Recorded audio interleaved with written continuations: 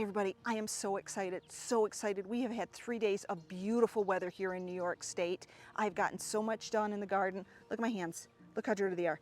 Scratches from the rose bushes. I've got black and blue marks on my shins, and my shoes are so full of soil that I'm sure when I take my socks off, my toes are gonna be dirty.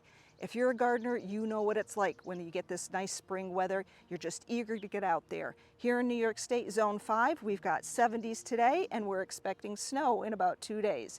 So you gotta make hay while the sun shines. My name is Lynette, and welcome to my garden. I'd love to show you around. Come on. While I'm not overly impressed with these tulips that I bought from Walmart, I am enjoying the little pops of color that they're bringing to the garden in the spring. But because I have a rabbit problem, I am spraying daily with deer and rabbit repellent. And I am now also spraying my oriental lilies because I don't want those little buggers eating those either. I don't know if it's a coincidence that the turkey buzzards are flying over as I'm spraying this stinky stuff, but I'm going to make a note to myself to not fall asleep if I'm sunbathing, especially if I've just sprayed the garden. I managed to finish a project that I started last fall. This whole area was filled with Zagreb coreopsis. It had some pink daylilies, it had some Virginia, and it had a hosta there. And over the years, the Zagreb had just finally taken over and made itself overly welcome and gotten into everything. So in the fall, I started pulling it all out, put it on Facebook Marketplace, people came and took it away. But I never got around to digging up the Virginia. Well, I got part of the Virginia dug up, not all of it. And so it was left here in a big pile over the winter. So I sat my little butt down here and I went through everything, and I got all the coreopsis out, separated from the Virginia and the hostas and everything. And that's part of the stuff that I put on Facebook Marketplace as the free giveaway. But now this area is all nice and clean. However, I will not be planting in here this year.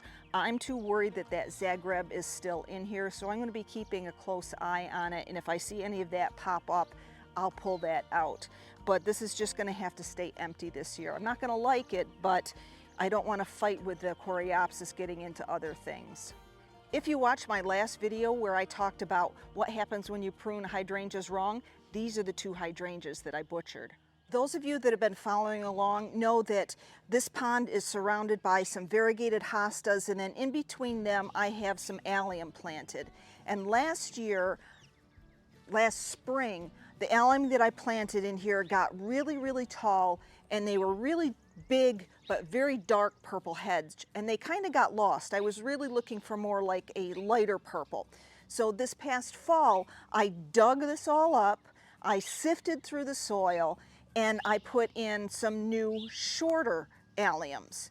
They're only supposed to get, I think, about 18-20 inches tall with a lighter purple head. So what you see coming up here is a combination of both, because I don't know how I did it, but somehow I missed some of the allium bulbs. So I have a mix of allium coming up here, and I don't really want it to look like that. So my project for this morning, before I get out into the grass where it's wet because we had really heavy rain last night, I'm going to try and dig up the allium bulbs that I don't want here, and hopefully I can plant them out in the garden and we'll still get to keep them somehow. I can see there's a bud for a flower bud coming up on one of them right now, so it may be a little bit late to do this, but I want this look to be very consistent, and having different kinds of allium in here is just going to ruin my look. Some of these are going to be a little bit tricky. This one is growing right kind of inside on the edge of a hosta that I have in there. So let's see if we can get that out without doing too much damage and moving the hosta. That's not going to look too promising there.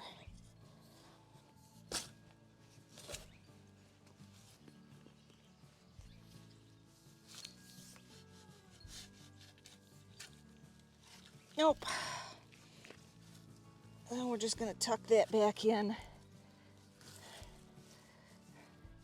Now there are some little stray bulbs coming up. I think those might be daffodil bulbs, because one year John got a whole bunch of bulbs for free, or not free, he got them really cheap at Lowe's or something, and I didn't really want them because I didn't know where I wanted to put them, so He put them someplace, and I think where he put them was all around my pond. I know we're going to run into the same situation here because here is the hosta, so this allium is probably right underneath it.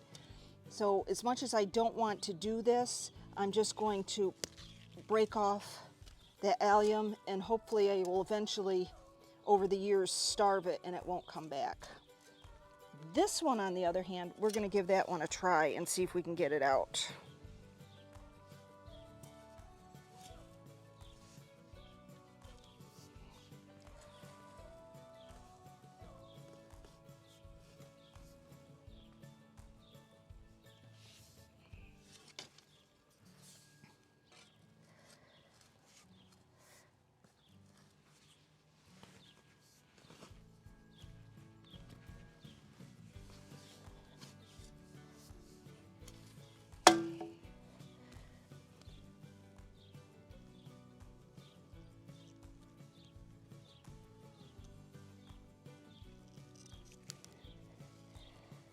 Ooh, that one I did.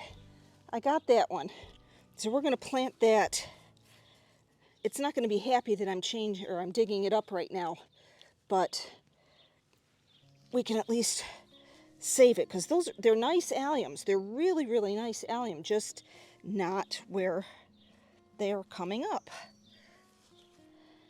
I'm going to continue working my way around the pond, removing the Allium giganteum and any of those odd bulbs that my loving husband planted here. Overall, I removed about a dozen allium and the same amount of what I thought were daffodils, but now I think they're leucogyms. I planted the alliums where I planted the ones in the fall, in with my peonies. Maple supervised me. I grabbed some leaves from the leaf pile and brought them back to use as mulch. I placed them lightly but kind of heavily on top of the hostas and in between the alliums. This will keep the weeds out and keep the moisture in as the weather gets warmer.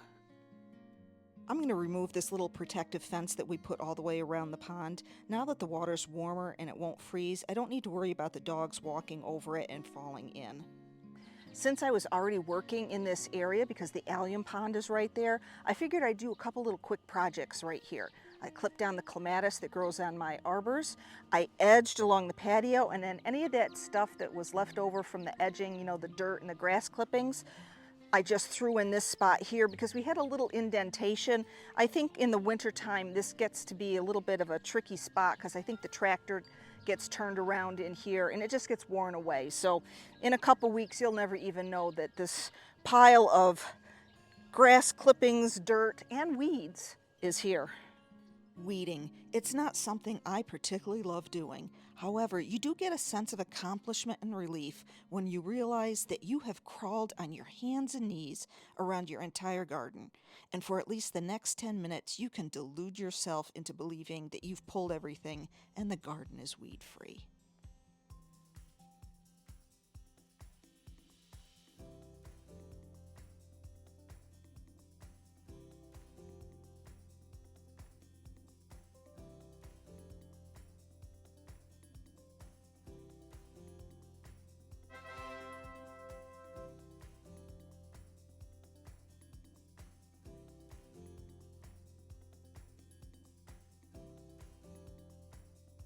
Now, some of you may be saying, wait a minute, I thought you said using leaves as mulch will help control the weeds. Well, you would be right, but we didn't get the leaves on the garden this past fall. Spreading this pile of leaves, especially since we've gotten some rain, is high on the to-do list. Do any of you guys follow John Lord in The Secret Garden? He's out of Ireland. He is a hoot. And the way he attacks his plants with a Maddox is just hilarious. So in the spirit of John Lord, I have a dock plant here. And since I'm afraid I'll hurt my back to yank it out with a Maddox, I'm just going to dig it out.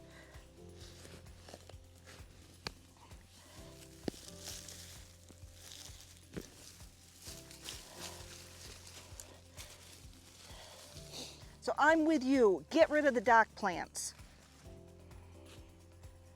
I managed to divide several plants over the past few days, and this is the sign that I put at the end of my driveway.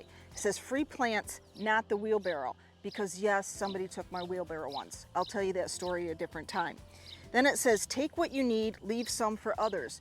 because people need to learn to share. Just like I'm sharing with them, they need to learn to share and not take everything and be greedy, greedy, greedy, because I know sometimes I put an awful lot of stuff out there and one person takes it and I know they're not planting it all. And then it says, please honk if you take the last one. So the way this works is the sign is up there. If you take the last of whatever I've got on there, just honk your horn. That tells me that the spot up there is empty and that I can take the posting off Facebook. I love doing it on Facebook Marketplace, but it does take an awful lot of time. I still have a lot of plants to divide in the garden and give away on Facebook Marketplace. So far I've done garden phlox, Zagreb coreopsis, rose campion, Allium, and Virginia, also known as pig squeak. I love my Annabelle hydrangeas, and I think she's pretty happy here too. About 15 years ago, I started with 3 plants in here. Now I have this beautiful hedgerow that's about 25 feet long by easily 8 feet wide. In the past, she started to get a little bit aggressive in coming into the garden more. So we have come in here with a tractor and dug her out. And now that I have a garden here in front, we can't do that anymore. One year I dug them out myself and I just put a big free sign out in the front of the driveway. I piled up all the Annabelle hydrangeas. I put it on Facebook Marketplace and people just went crazy for it. Then I got the bright idea, well, why am I doing all the work? So for the past 3 years, I've put a post on Facebook Marketplace, come dig your own Annabelle hydrangeas. I put the date that I'm available and I give people specific times that they can come and dig. And I only let one person come at a time. Through this project or giveaway, whatever you want to call it, I have met some amazing people. And this year I met an amazing young couple and I loaded them up with a lot of plants because I think they are a bright and shining future for where our gardening is going to go. They were so enthusiastic about what was going on here and the plants that I had, and I really felt that they were going to give my plants an excellent home. So if you're watching this video, hi there, and please send me some pictures of your garden. Well, I think that's going to be it for tonight. I am a little bit tired after 3 days in the garden. I'm pooped, I got to be honest, and I am looking forward to the next few days where we're supposed to have below freezing temperatures, believe it or not, and actually some snow showers because I think I could use some rest. And you know, it might be a good opportunity to go check out some of the nurseries because they're starting to open up around here. So anyway, good night everybody. I hope you've been able to get out into your garden and have some fun. And remember, don't do dusting, do gardening instead. Take care. We'll see you in the next one. Bye-bye.